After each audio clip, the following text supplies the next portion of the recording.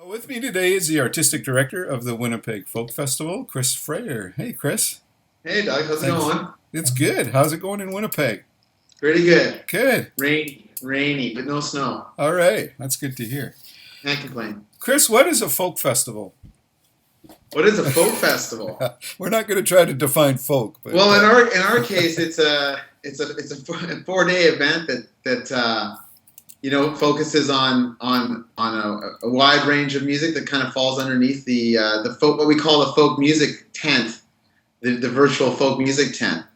So that could be everything from world music or folk music from other parts of the international music community to singer-songwriter tradition to Celtic music to French Canadian music to indie folk and everything, old time music. And, it's really about more important that we've set a vibe or a tone that feels like a folk community than it is about whether or not music on the stage is folk or not. It's about whether the artists that we invite to the festival kind of impart the values of the audience and the volunteers and in a way to kind of create it's a comprehensive experience. A folk festival is like the food and the beer tent and the music and the camping. And I mean, in our case, we're a camping festival, so that's a huge part of what a folk festival is to people here in Manitoba. So it's all those kinds of things, And if the music is really strong and engaging, and the workshops are dynamic and spontaneous, it helps to create a really great environment out in the audience that makes people feel like they're participating in something. They're not just bearing witness to something. Sure. So that's kind of how I think about it. Like you said, we're not going to talk about what is or isn't folk music because it's an ongoing conversation that will never end. But I'd rather talk about exactly what you just asked. Like what makes it, what is a folk festival? Right. And do your performers camp at the festival?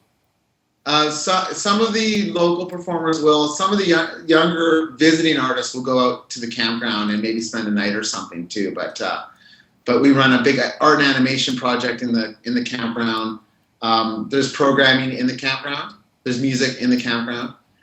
So it's very it's another aspect or an extension of what goes on the festival site. Wow, that's cool. So do those people perform in the campground perform during the day on the stages as well? Some of them do, but we have a wandering minstrel program that's for artists that are kind of like that we have our eye on, that are from our local music community that we could easily see performing at the festival someday, like in a more professional capacity. And so we like to kind of like for years and years we felt like we were just saying no to a lot of no to artists locally, and instead of just saying no, now we can say like, well, you're not quite ready for the festival, but you're totally ready to come and entertain people at the festival in the campground. We assign them to like volunteer positions, like they'll play in La Cuisine backstage food area while people are waiting for the tarp shuffle. We'll get them to stop by, and it's all acoustic or brass musicians, so that they can wander, and the sound isn't compromised at all. Cool. So, what was the first festival that you went to? The first festival I went to was in 1985. It was like the last time that Pete Seeger played at the festival. Okay, and it was the Winnipeg. That was the first festival you attended. Was Winnipeg Folk Fest? Yes, with Winnipeg Folk Festival. That was the first festival at all. Like I'd gone to concerts before, but I hadn't gone to the festival until '85. Yeah, okay. So I would have been like 13. Right. My first festival was the Winnipeg Folk Festival too. Right. Yeah. It would have been around 1979 or something like that when I was in high school there, and awesome. I remember that basically it was just for a kid that age who wasn't really aware of folk music. It was just a big chance to go stay in a tent for a weekend. It was like the first weekend of freedom for young people. Oh, totally. It was. We weren't even supposed to go. I mean, we told our parents that there's a free bus that comes from downtown Winnipeg, from Winnipeg Square, that takes you out to the site, and we told the old I'm sleeping over at so and so's house, and he's sleeping over at my house, and we ended up sleeping under a picnic table in the campground. Right. And so in 1998, I had the good fortune of meeting Mitch Podolak, and I'd already known Leonard through mutual friends, Right. Mitch's son. So Mitch is the Of course, founder of the Winnipeg Folk Mitch is Festival. the founder of the Winnipeg Folk Festival. He's also the founder of the West End Cultural Center, Right. and founder of the Winnipeg International Children's Festival here in Winnipeg. And I volunteered to work at the World Next Door Festival as a production assistant for Tracy Summers, who's the artistic director at the time. Right. And I basically just I was working a full-time job at the time, and I volunteered my whatever time I had. That's where I first met you, was at the World Next Door. Yeah, exactly. And that's the first time I ever became part of the Western Roots Artistic Directors, for the first conference in Harrison, all those, Right. Probably 20 years ago or whatever now. And it kind of set the course for dipping my toe in the water, and then ended up going on to like working at the West End Cultural Center for 4 years. And then went to the jazz festival here for a year, and then I went to literally walked across the street from the office there over to the Winnipeg Folk Festival in 2004, and have been here ever since. And I'm programming my 12th festival. Okay, how different was it working for the Jazz Fest compared to the Folk Fest? The model for the jazz festivals in Canada in general is very different, and it's not the one gate. It's not like the Newport Folk, Mariposa, Woodstock model, even, where it's like you have one gate, you pay one ticket price, and you get access to all these, to the entire event. It's a lot of singular events that are all marketed underneath one umbrella. And the strongest of the jazz festivals are the ones that have a really great access to a really cool and larger public space. And it was it was hard. Like, to answer your question, is actually like more like buying a one-off concerts and then marketing them under an umbrella. Whereas with the folk festival, we're just paying one ticket. It's a whole comprehensive experience that you're getting access to. And it's also outdoors. Like, jazz festivals are all indoors, with the exception of free programming and some outdoor staging. But most of it, like Montreal Jazz or Vancouver Jazz or any of those festivals, you're going to go indoors to see music. And so you have the safety and not worry about inclement weather, but you also don't have the magic of being in the great outdoors in like the few summer months, in that small window of summer that we all have to enjoy to be outside. So I definitely feel like for many reasons, our model for folk festivals in Canada is definitely a superior model to work under. Right. It allows you a little bit more dexterity in taking some chances on something artistically. You also don't see the collaborations really at the jazz festivals. You don't, which I've always found kind of ironic if you think about the spirit. Like, the art of improvisation really came from two primary forms of music, which are classical, which used to be fully improvisational, and jazz music, which is like the ultimate improvisational musical genre. But meanwhile, you've got all these folk festivals that are doing these crazy cross collaborations, and at the very least, we're just doing really cool kind of songwriter in the round stuff, right? So sure, it's a real strength, and it's not just folk festivals. I mean, like Vancouver Island Music Fest does workshops as well, and it's not a folk festival. It's not. But it's primarily the folk music model. Well, of course it is, and it is a folk festival. I just you don't have folk in the name. Yeah, we took that out because we thought the word folk scared people away a bit, maybe. Yeah. It's funny. We had the leftover salmon play at our festival last summer, and they were fabulous. Yeah, and, right. They were laughing because they said it's the first time they've really collaborated with other musicians on stage, and they're a jam band. That doesn't make any sense at all. I know exactly. So one of my questions was going to be: have you ever been involved in starting a festival? And I guess the World Next Door would be the one, huh? That would be the one that would probably be the closest. Like, right. I have a different level of appreciation for. No, other than smaller festivals, things that are like 2-day festivals. at the West End Cultural Center. Like I've produced a guitar festival for years at the West End, or I did a klezmer festival with with the Radius Center here in Winnipeg. I have a whole different level of appreciation and even lack of understanding for what it really takes to put on a festival. I used to respect the intent or the initiative of starting a new festival a lot more. Right. A few years ago, when it wasn't so, not everybody and their dog was starting one. Right. Yeah. And that I feel like now, I feel like there's definitely, if you objectively speaking, I feel like there's too many festivals. Sure. I remember when my daughter Riley was, I don't know, 5 or 6. She turned to me one day and said, "Daddy, does everybody have their own festival?" Yeah.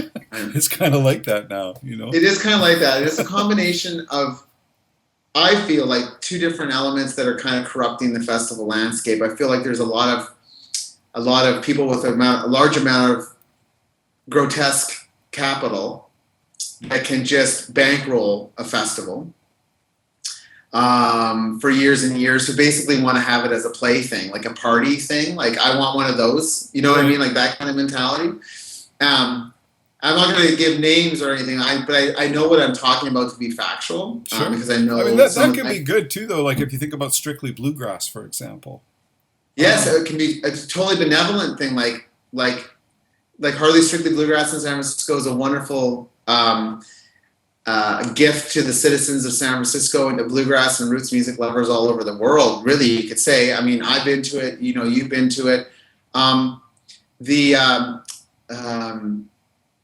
understand what you're saying completely. Like Warren Hellman started. It's a free event. Warren Hellman started it, and they started on a weekend that doesn't threaten any other activities in the Bay Area. Like, it's not He's actually one of the exceptions to what I'm talking about. But I think there's a couple things. You know, bigger music festivals become kind of corporate vessels for sponsorship and for corporations, and I think they're allowed to.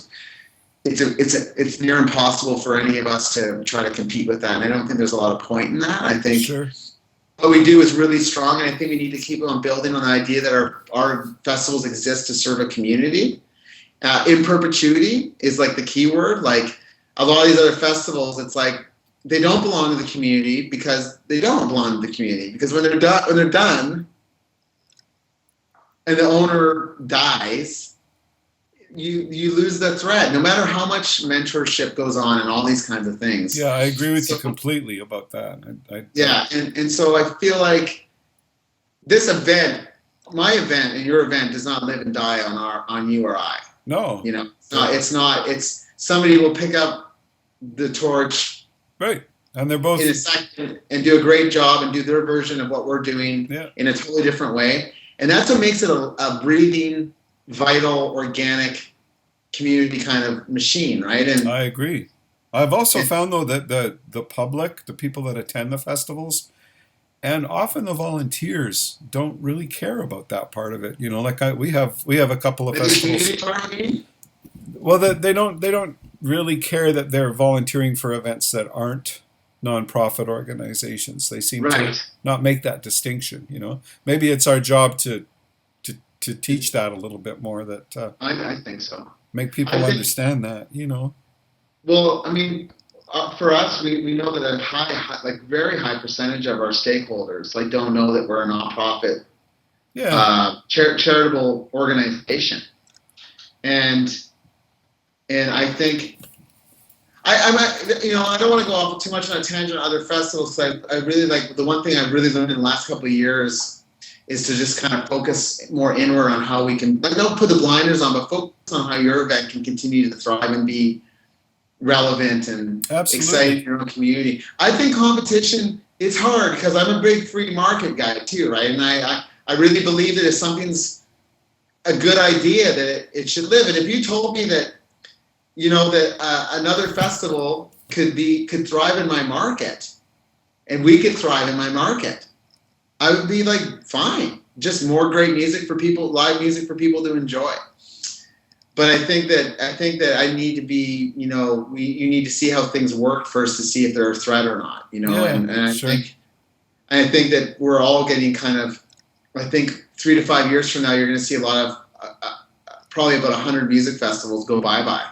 Yeah, because they're just not solvent, and so, yeah, you're right. I think people will volunteer for festivals because there's a crassness that goes into it. That's, I want to pass instead of buying a ticket. That's the equation. And then, but I thought with our event, it's more of a barn raising type mentality. Yeah. People feel like they're really coming together to like do something, accomplish something as a community. Right. And that's really the part that I don't want us to lose that part of it. Well, that's I don't mind the heart and soul. That's the heart and soul. That's what it's all about. Yeah, I agree. Yeah. So I don't mind if there's people that if you come and do your 16 hours at our festival and you do a good job volunteering and you're there because you want the T-shirt in the past, it's a totally legitimate thing. Sure. But I'm hoping that there's those intangibles that people enjoy. That it's not about the physical wristband, the physical program book, the physical shirt. That it's about having lunch with a performer you've always liked, or like more of a civic pride in the work that we do, right? It also you kind of, at least I kind of hope for the same thing from the musicians that come to play at the festival, right? That they understand that they're. Everybody thinks that the festival that they're involved in is the best and the most important, but you want the people that you hire to come play to understand that they're being invited into a very special community event that's really a community celebration, and they're kind of invited as the guests. And it really sucks when someone just pulls in their big bus and is there looking at it as just another gig, And I can understand as someone who's toured a lot too that sometimes you do feel that way.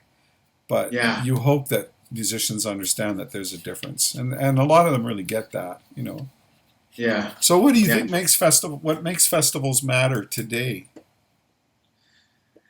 I think it's kind of funny. I'm kind of torn between two different answers to that question. I mean, I think that the events themselves have never been more important. Actually, the vibe we were talking about at the beginning of the conversation. I think that people want to find a couple of those, the established artists. They want that kind of element of it too. But I think that what happens is that people will come for that, and then you have an opportunity to totally mesmerize them with the event itself and the execution of it, and the way that your site is put together, and what else you have to offer for cuisine and for Handmade Village and all these the artisan aspect of the festival. I think that's what kind of matters. I think accessibility is a big thing, and I mean that from a financial perspective, but I also mean it from facing an aging demographic, of making the festival feel like we're not leaving anyone out, that everybody can feel like if they buy a ticket, they're going to come and they're going to have a good experience. And I often think about it like a thread, from performer services. I think about when the artist lands at the airport, what is their experience going to be like? From the minute that our volunteers pick them up at the airport to the minute they drop them back off at the airport. And what's all the touch points along the way in between those two things? Well, I think about that thread the same way from an audience perspective. And I think they're all expecting a certain kind of flavor that's kind of I don't think any one person that comes to our festival has exactly the same idea about what they're expecting as another person. Right. I really think it's they all have these little things or traditions and things that they expect from the festival, and it's our kind of job to deliver that. And I think we need to feel like, even though the festival kind of feels like it's sometimes the festival feels like it's not as inclusive, it's kind of culty or something, it's hard to jump over the fence, so to speak, that we need to make people feel like they can become part of that community. And then it's up to us to say, hey, it's up to festivals to say, this is kind of who we are, and this is who we're hoping to, this is what we're hoping to provide for people when they come to the festival in terms of experience. Sure. So to answer your question, I think it's experiential. And I think it's the one thing I've seen change is the discovery aspect isn't as important in our festivals as it used to be because of modern technology. Right. Because people are discovering they're so voracious about how they explore music on Spotify and RDO and SoundCloud and YouTube and all these things, it's like it's not a big surprise to show up at the festival. We have an app. We have app, and all those things I just mentioned to you are all linked into our artist profile stuff. So I find that that's not as big a deal as it used to be. Right. So I think the event, we need to continue to distinguish ourselves amongst those corporate festivals that I'm talking about, and what makes us different. And it's our job to educate audiences on why we're a community event, like what kind of vibe we have that's different when you come to our event. Sure. We're a hugely environmentally sustainable event too, right? Like it's a value we have. People will feel. I've never experienced it anywhere else other than other folk festivals. But I go to the other big festivals, and I do not experience it the same way I experience it. Yeah, they become garbage dumps, it seems like, at the end. Yeah, totally. I mean, so, there's that, Sure. So what do you think makes for a good festival programmer? Someone, it's funny, but I always say that, like, I find myself to be always leaning towards being an audiophile. And I find that a lot of the music that I'm always exploring and discovering is stuff that's really off the beaten path. And I think it's really easy to kind of go down that wormhole where a lot of the stuff you program is esoteric, and it's limited in terms of accessibility. So you need to be you actually need to be generous with how you approach the job, and you need to take a few things into consideration that are critical, especially if you're working for like a heritage event like we have. You have to think, what are the artistic directors or what do the programmers do that came before you? And if you were able to go to the festival like I was yourself, what kind of memories do you have from the programming that kind of resonated with you? Like, I know that at our festival that people would be like, if they didn't hear like a really amazing, like beautiful African guitar solo from like Mali or a kora or those kind of elements, or even Celtic music or something, they'd feel like they came away from the event without something. Mm-hmm. And so I often think my goal is to support and to program artists from all these different genres that kind of come under the folk tent. They need to be excellent. They need to be most excellent at what they do. I don't have to love everything. I have to be like supportive of it, and I have to be like behind the artist, like 100%. But sometimes I feel like I'll take a recommendation for an artist, and I'll book something, that one of our audience members is big on, or one of our my other staff members are big on, and just to see. Sometimes it's a science experiment. Sometimes I just like to see if something will resonate. We'll go in a different direction for a year and see if something will resonate. I also think that it's not our job to be like, we're not a Celtic music festival. We're not a bluegrass festival. We're not a singer-songwriter festival. Like the palette, as you know, the palette has to be broad. Right, yeah. But I think that I can confidently say that I think everybody that we engage to play at the festival are the best, if not the best, at what they do. And they're in the upper echelon of that specific genre. So if it's blues music, it has to be the real McCoy. It's got to be really, really great. It's got to be a really top-notch bluegrass band. If somebody from Kentucky came to the festival and saw it, they would say, "That's awesome. That's exactly what I expect to see from a blues." It's got to be all those kind of elements. I think what I said at the beginning, like the generosity of like trying to be conscientious about what your audience wants, listening to people, not ivory towering yourself. Mm-hmm. Even though it's so easy to come off that way all the time, because we just, in the new age of technology, we've just been so inundated with suggestions for the festival from like just the public, but also from agents. It's changed since I got here. I used to get physical applications to the festival. We used to respond to every one of them. And now it's more of just trying to get through what's there to begin with. Yeah, I know. I'm in the same, feel exactly the same way. So it's impossible to respond to everything now, which is kind of sad, But it is. And I feel like you don't have that you don't have the personal touch. Right. And it's kind of community. So as much as we're trying to be part of community, I think there's part of us that realizes we can't succeed in that community vibe all the time, because we are still members of the professional music industry. Mm-hmm. and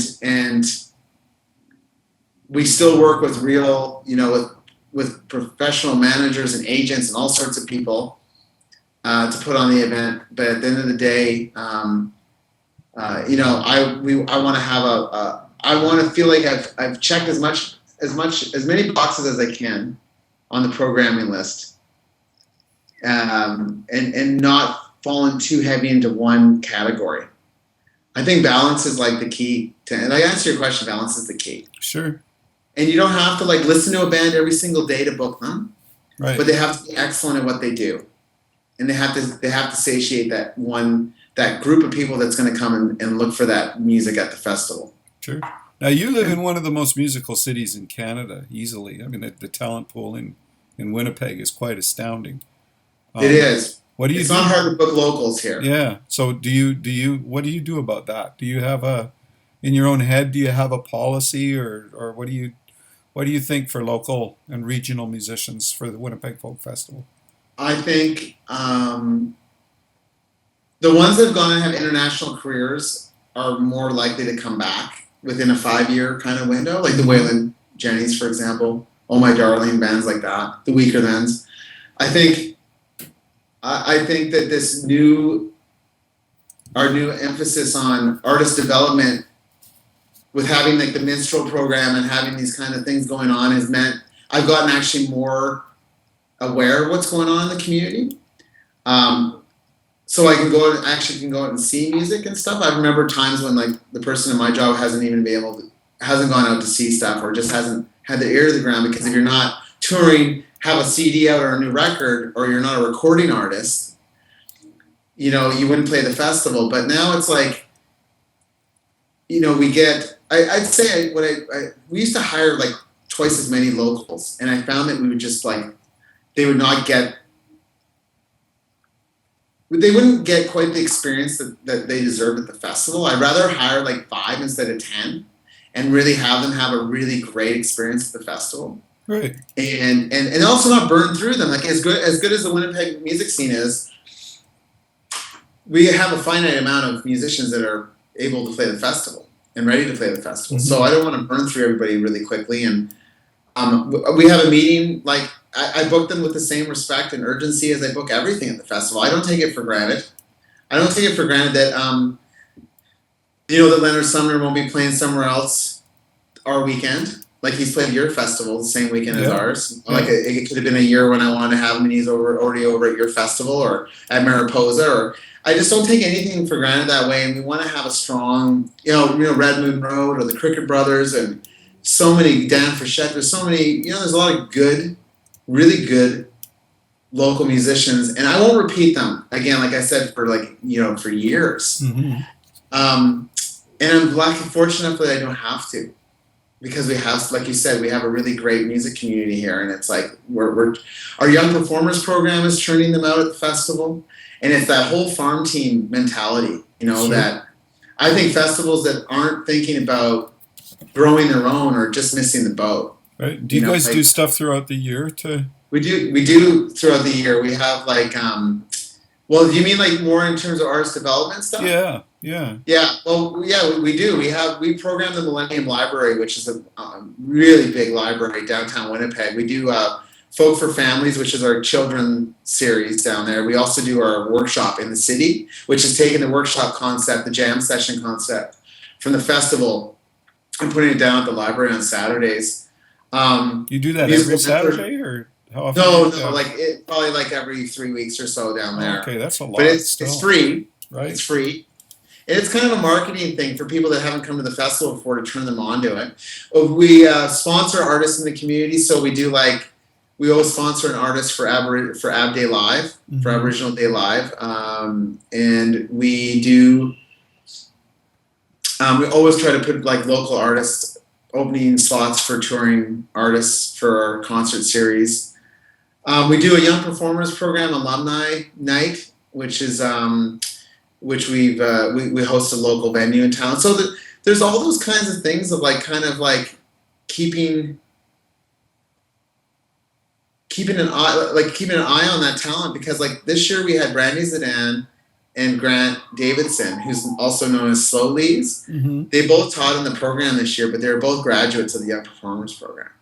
Like, it was a great full circle kind of story, and it kind of proved that we're not just trying to, like, create warm and fuzzies, but there's really something tangible and artistically exciting about giving an artist an opportunity to work with, like, mentors and coming back and then working in the program again, right? Sure. So I would say it's like our farm team. The YPP is like the farm team. You know? Oh, that's it's great. Like, that's great. Yeah. What do you think makes a good festival performer? Oh, it goes back to what we were saying about festival. It's some of the same attributes that make a good festival programmer, like generosity, Mm-hmm. like listening. There's really a supportive, as you know, there's a big supportive element that goes into, like, performing, like the engagement. I mean, I would say, like, I honestly say, and I know it depresses people a lot, but there are countless good artists out there, but there are definitely a finite amount of good performers. Right. And I constantly see artists who just are such strong artists, but they're just not strong performers, and that does go back to that engagement, like with their audience. Like, our audience isn't coming to the festival to have you talk at them. In this case, sing at them. Mm-hmm. They're looking for a little bit more than that, and a little bit more of a back and forth. And maybe it is from the years of, like, the Pete Seeger years, and of having that kind of more of that rapport with the audience and the sing-along aspect of the folk community. But I also just mean, like, it's okay if you're not, I'm not talking about doing sing-alongs, but I'm not actually, like, about literally doing everything on the stage when you're done performing. And that's not just antics. It's like it's not just, like, running around, jumping around the stage kind of stuff. It's giving that real sense to your audience that, like, you really wanted to be there. It really mattered that you were there. Mm-hmm. And if you're in a workshop, that you're actually going to share your time with other artists. And you're going to try to support them. And when those things have happened in workshops at our festival, we've seen amazing things happen after the festival. Emails from artists going, hey, we did that workshop on Saturday with that band from blah, blah, blah, and now we're out on tour with them. Sure. Yeah, we've seen that happen too. That's great. Yeah. Yeah. Or small bands will start at your festival, right? Like, Howard Levy met Bella Fleck at our festival. Oh, I didn't know that. That's great. And then all of a sudden, Howard was playing in the Flecktones. Right. Yeah. Yeah. From that event. So there's all those little cool things that can happen. The Head and the Heart, Blitz and Trapper did a workshop together. They went out and did a whole fall tour together. They became fast friends at our festival. Mm-hmm. There's those things that are kind of like, that stuff's kind of cool. But again, just the generosity, like, I'd rather have an artist say, I'm not into doing the workshop thing up front, and me know about it, and then I can decide whether I want to have them perform at the festival or not. Sure, yeah. Then get to the festival and be a pain about it. Yeah, I know one of my frustrations, and you probably share the same frustration, is that quite often you'll book an artist through a booking agent, and you find out that the information you've tried to get to and from the artist doesn't even touch them until they get to the festival. So they might show up and you've made a lot of effort to try to communicate with them what your expectations are, and they don't even see it. No. It's the biggest problem. It happens all the time for me too, and it's been sometimes it's actually quite a disaster, to be honest. Yeah. And our audience pays the price for it. Sure. And I also understand as a touring musician that you can't have that kind of interaction with every single person that books you. There just isn't enough time in the day for that. But absolutely, it's almost like if you're playing a festival, you should as a musician come into it understanding that the expectations are a little bit higher in regards to your participation. When you play a festival, it seems to me like you're not the event. Quite often when you're touring, you are the only bill on the act, and you are the event. But when you get to a festival, you're actually participating in something that's bigger than you, and I think that it's a good thing for musicians to grasp that. I think it surprises me too when artists see that they're going to be in Winnipeg or wherever for 3 days. That they wouldn't inquire more about, like, why am I in Winnipeg at the Folk Festival for 3 days? Yeah, am I doing more than just a concert while I'm there, kind of thing? And But I think it's really you got to keep really on top of management to make sure that they're passing along the information. Agents pass along the information to management. Management's pass along the information to their acts. Because if you're an emerging artist and you won't do workshops, you just won't be playing the festival. That much I can tell you. Sure. Yeah. That's a fact. That's a fact. And do you if you're a headliner, I mean, if Bruce Coburn and Emmylou Harris and all these people can do workshops, then just about anybody should, as far as I'm concerned. Yeah. Steve Earle, all these guys, they'll all do them, and they'll be generous with their time because I think they remember where they came from. Sure. And by workshops in Canada, we mean basically song circles or jam sessions. Sessions, yeah. Yeah, we call them workshops. They're based like sometimes like loosely or not on a theme. Right. And it seems that the Canadian performers have a bit of a head up in that regard because they've grown up in this scene and understand that that's what's expected of them. But it amazes me that there's still a lot of American performers and European performers that really don't understand that that's what they're coming into when they play a Canadian festival. Right. So I'm actually spending more time trying to document the workshops. Right. Like on HD. Like really good cameras, and then I'll archive them, and then I'll be able to send them. Like, what's a workshop? Well, here, like, watch one. Yeah, that's what I mean. Like, it's catalog where the magic a few is. Of them. Yeah, what's that? That's it. It's where the magic happens. It is, and you're not going to see those combinations happen again. No, like the same artist might be playing your festival, but they won't be in the same configuration in a workshop. Right. Yeah, it is a special aspect of our festivals that really differentiate us from a lot of the other music festivals that don't have workshops. Sure. Yeah. So how does a performer get your attention? The dreaded question of every like 30 emails, 40 emails. It's hard. You know what I would say? It's like all about timing. Like I think everybody needs to apply the same way. Right. But it's kind of timing. And it's also kind of like what deficit, like what I mean by timing is like you could be that kind of act that I don't have yet, and it just happens to be that day. Yeah, and I'm looking for something of that ilk, and I honestly like, and it's not great to throw out there, but I have the best relationship with artists that I'm become friends with, like who treat you like a human being first, of course, and say hey, do you want to go and just have a beer? Or do you want to go? Hey, do you want to like it'd be a Folk Alliance or a conference, and they'll be like, "Hey, do you want to go have a bite to eat?" And they don't talk to you at all about themselves. Sure. And then they just quietly, at some point, just text you send you an email about their career or whatever, And I feel like it's easy to get like overwhelmed and feel like you're kind of like just like a piece of meat, like. And it's how it's a dehumanizing experience. Like I know it sounds a little melodramatic, but you know what I mean. I totally know what you mean, and it's funny because I've been in this weird festival world for 33 years now, and I have friends that are lifelong friends that developed organic relationships with both people like yourself and people that are musicians and are media people in the industry that have developed those organic relationships, and you can't fake that stuff, and it takes time to develop that stuff. And they're also never expecting, like it's never. I can tell for a second where the expectations from, like about the authenticity of the connection. Like yeah. I mean, I just know, like it's totally. We'll be friends. I'll be friends with some artists forever, whether I book them or not. You know what I mean? It's just and they understand the realities of it. And any artist who is putting so much stock in any one of our festivals for their career has to reassess whether or not they should be a musician anymore. Because it's a big, as you know as an artist, it's a big complicated puzzle. It's like there's like so many aspects of an artist's career that's there in so many different markets and different skills and strengths of teaching and professional performance and like all these kinds of things that you could be doing. And so I think it's you have to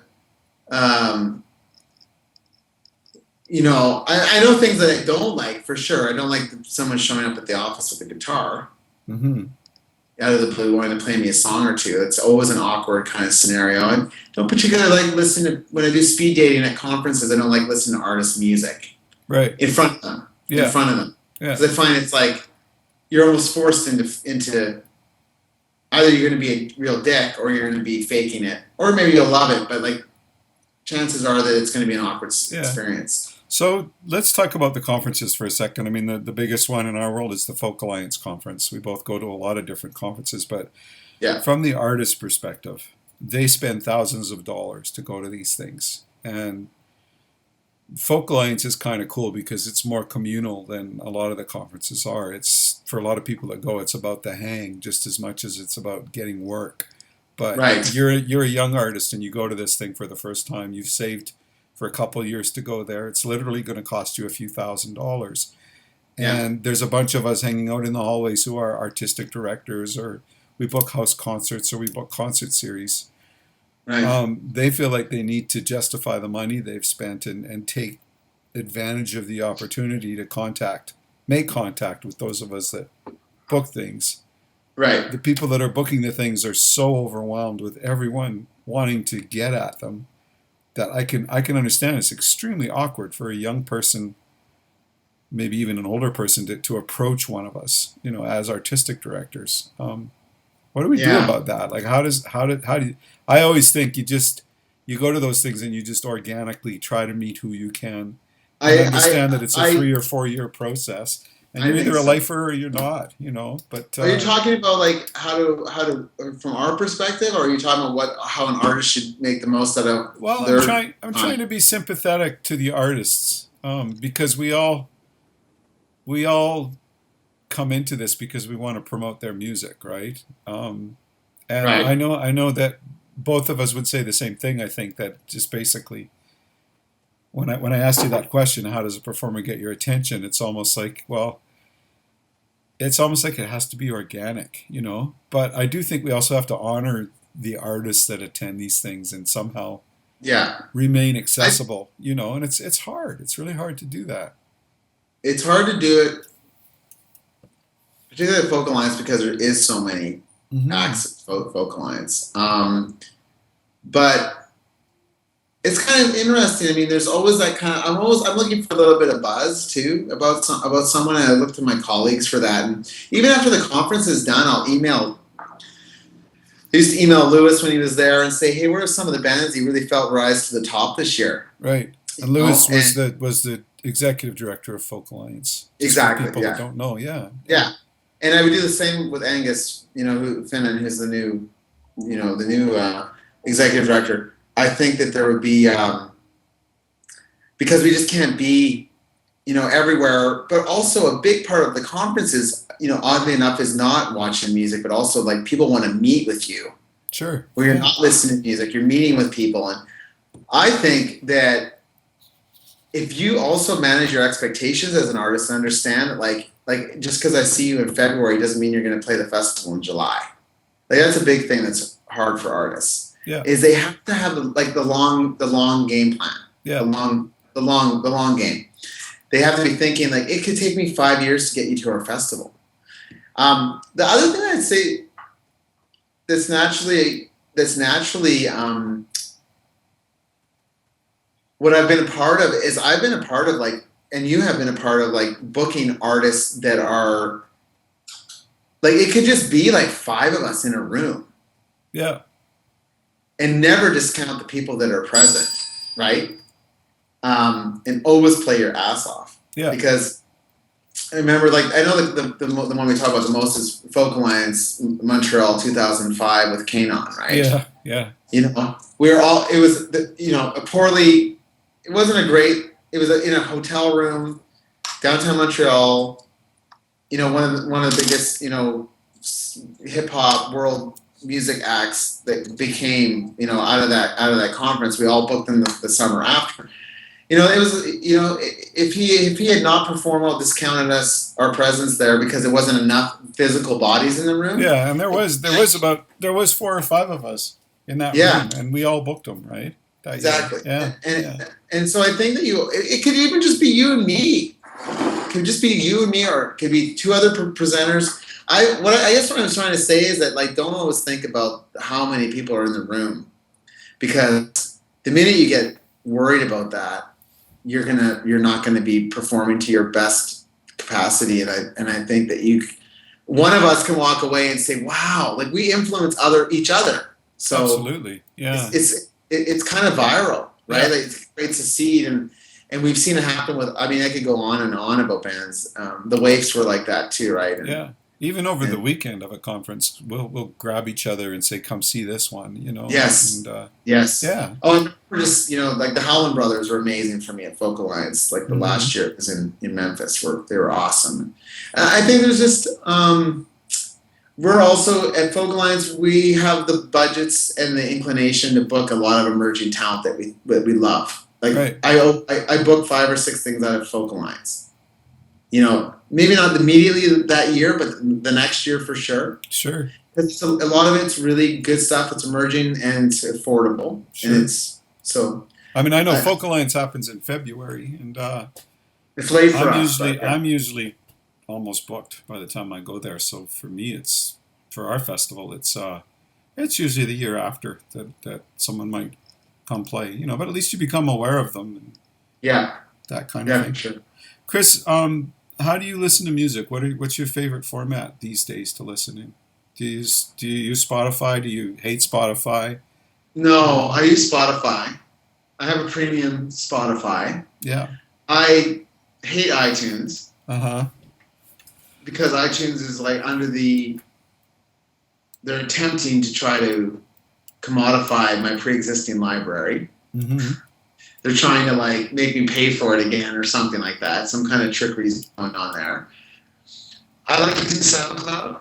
I love YouTube, obviously, because I like live clips, because we work on a live music medium. The recording is often very irrelevant to what we're actually getting live anyway, so I'd rather see what... I'm always asking about configuration, instrumentation. I think it's one of those things that gets people are so dismissive about in the industry. Like, it doesn't matter.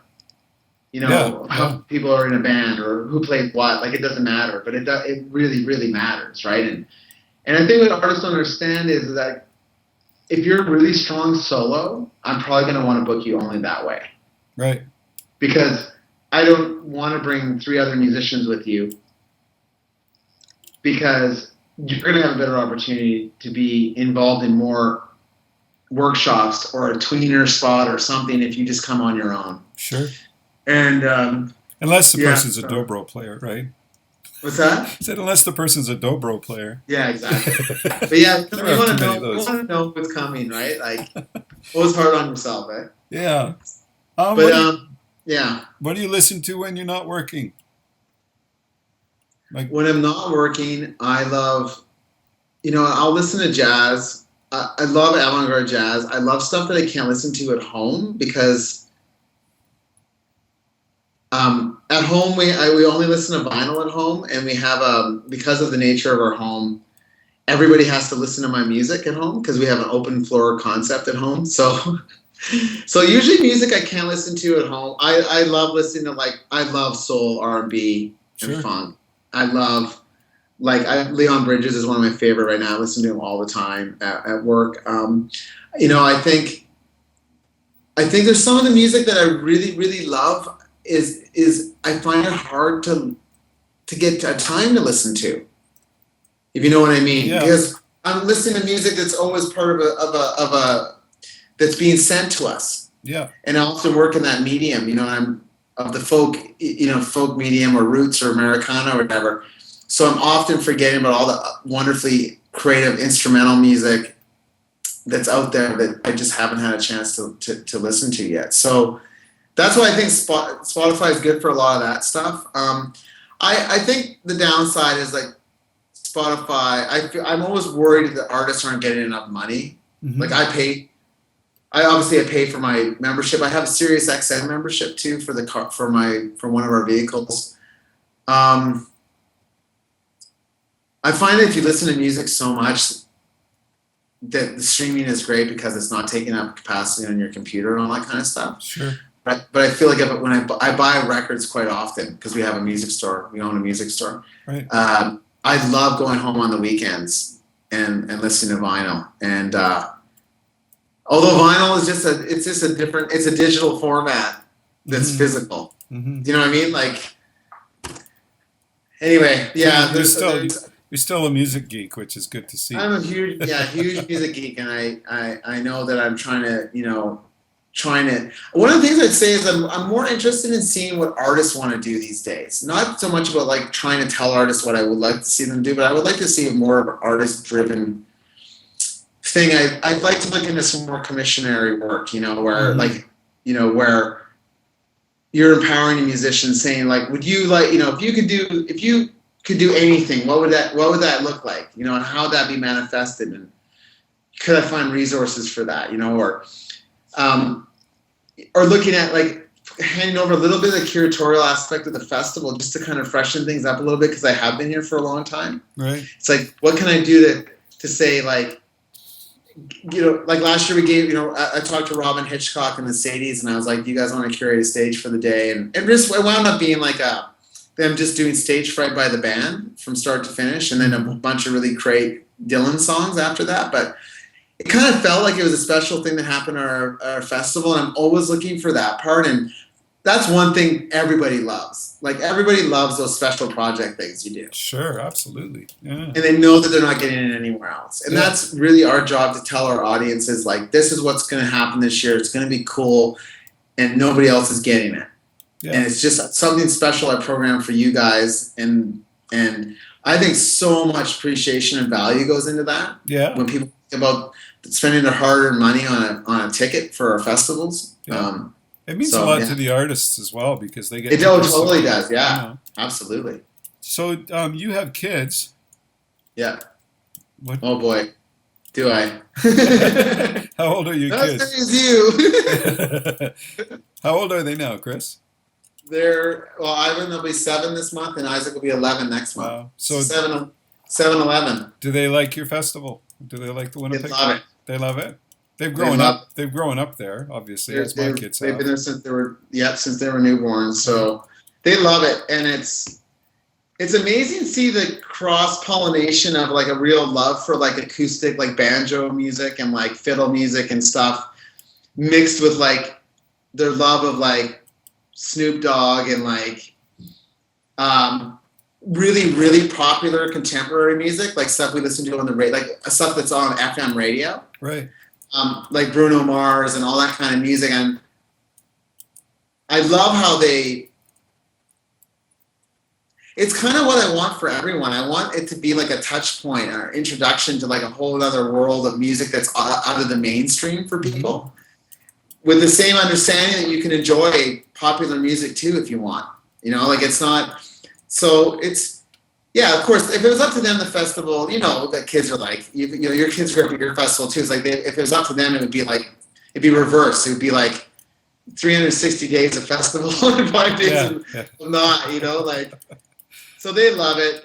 And it's a family thing, so my it's awesome to be there with my dad, me, and the kids. Right. That 3-generation thing is awesome, And I think that's also something that's unique to the folk festivals. Oh yeah. A lot of the new commercial festivals are definitely mostly for one age group of people, right? They are. They're not for families, for sure. Yeah, and I think that for my generation and your generation and maybe those before us, it was really cool to go see the old guys play. I know. And it doesn't I'm seem kind of like missing that. Like trying to explain to people like why it was important to see Arlo Guthrie do Alice's Restaurant at the festival last year.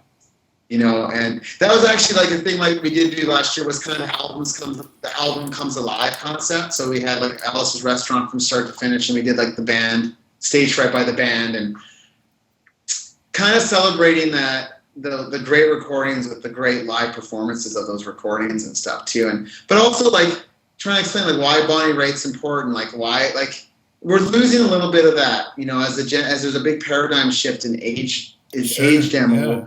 We're losing that tie back to the purveyors of the music, and I mean it's even way older than any of those, like, I love watching the old Pete Seeger show. With Roscoe Holcomb on it and stuff like that. And you're sitting there. Roscoe Holcomb was like 50 years older than Pete Seeger F6, right? Yeah. And he's sitting there watching him play the banjo, and it's like songs as old as time. And I find that like we don't enjoy. It's harder and harder for us to kind of say like why you've got to come and enjoy this music, like the John Hartfords and all those guys. Like, why is that music still important today? Or just like when you see like Jerry Douglas, or when you see Albert Lee, or some of these guys, like these are the best at what they do. Like, there's no ifs, ands, or about it. It's just appreciate it. And it's, so it's like doing that, and also the indie folk thing is super big right now with people, and with our younger audience. But the thing that's cool about it is our older audience loves it too. Yeah. Like, it's got shades of Joni Mitchell and Crosby, Stills and Nash and Young, and it's got the Neil Young and all these Pete Seeger, all those elements to it that they can hear, those points of reference. But it's funny, they're so much more popular than any of the people that they owe credit to for the invention of their music. Yeah.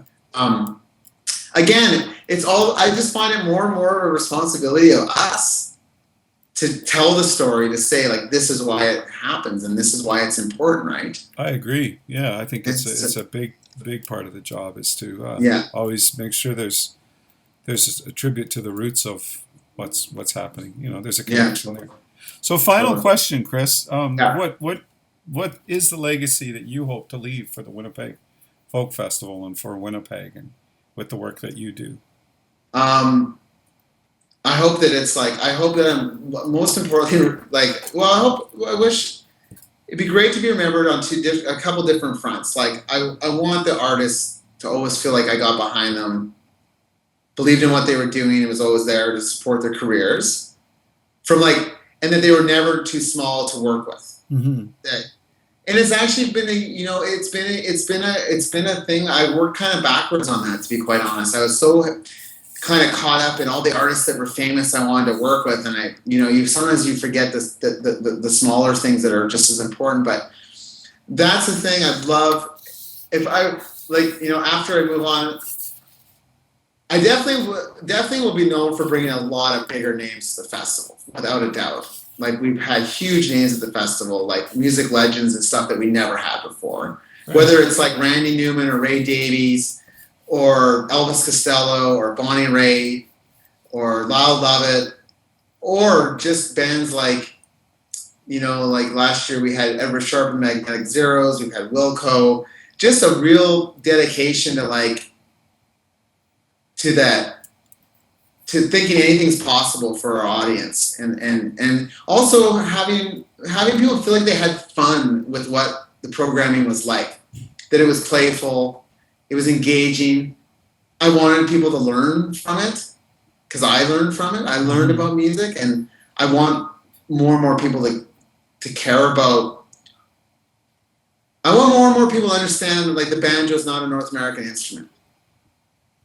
I want them to understand, like, the origins of the music. I want it to be a little intellectual at times, but I also want to be remembered as like visceral and engaging and like fun and a good party. Sure. It's all those things that were like celebrating like life, hanging out with your friends and family, doing something, accomplishing something great together. That's kind of what I want to be remembered for as a legacy. There's not a genre you can attach to me. Like, Pierre was kind of world, Mitch was like songwriter, protest song. Rick was like blues and roots, Rosalie was was by far the most similar. Mm-hmm. We had a lot in common artistically, and I was friends with her, and I spent time with her in the earlier days. And she was really great at coalescing that kind of Hazel Dickens kind of, take the world by the balls kind of mentality of programming. At the same time, she programmed great, like Ashwan Matish, great sitar music. Gary Lucas from the Captain Beefheart Magic Band. You know, just really that audiophile part, but also not being like elitist and like exclusive. Like you won't get this. This is just for those people, kind of thing. Sure. Yeah. I don't know. It's a long answer to a short question, but like I want people to feel like that my love of music was actually like manifested at the festival, right? And that I didn't take our audience for granted, like in their willingness to be adventurous about the music or to buy tickets long before they know who's even playing at the festival. Yeah, perfect. And that's it. Well, thanks, Chris. Appreciate you talking to me today.